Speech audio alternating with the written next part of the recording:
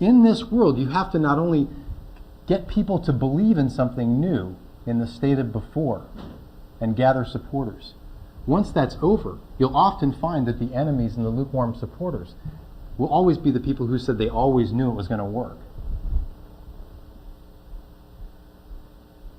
So when faced by this, if Julia's starting her company and she wants to make it into a company that also has some very specific social objective, which getting rid of used TVs and making money with that could be a very good social aim. What do the people do who create these kinds of businesses? Now, what I showed you here is something that you're going to have to do anyway if you're just trying to start a normal business. If you want to start a for-profit venture, up until this point I've described to you a set of things that you have to go through if you want to start a pizzeria.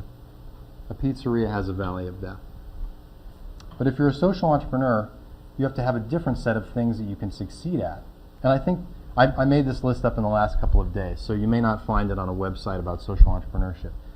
But the first one is that you embrace a deeply moving personal experience, allowing it to guide you, like the one that you had here, like the one that she said moved her.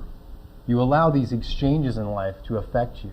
So the handshakes that you had initially, there was no noise in the room, there was no laughing, there was no interaction.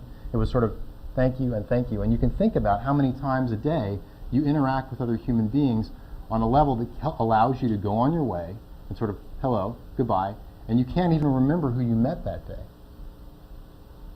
And social entrepreneurs have some kind of interaction like this. By these things, they are not just inspired. They are inspired to act. They choose action over talking, over discussion, over conferences. They do.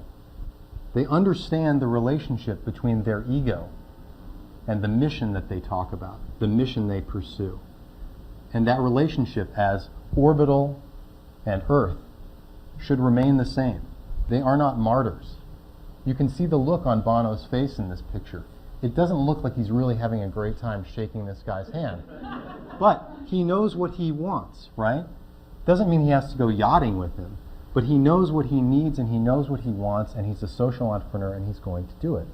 You challenge the common wisdom because you have courage from your convictions and you have a sense of obligation to spread the word, not only about what you have done or what you are trying to do, but also about the idea that society needs to benefit from the bright minds in the room.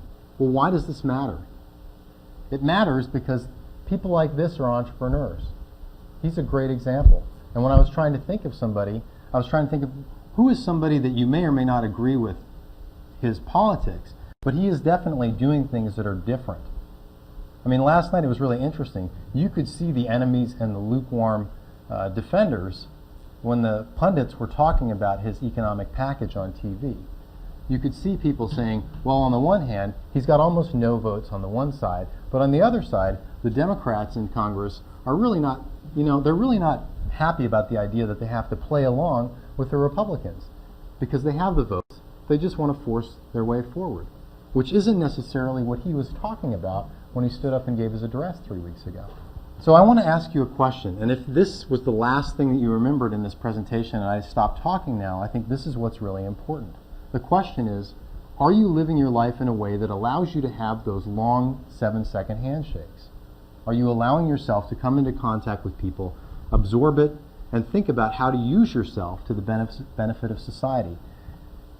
And I'm saying if you're not, you should, because those kinds of experiences in life lead to this. And I am not a big smiler. And so I think, you should think about, are you living your life in a way that goes beyond your spouse, goes beyond your kids and your grandparents? Are you part of your community, and what are you doing to make a difference?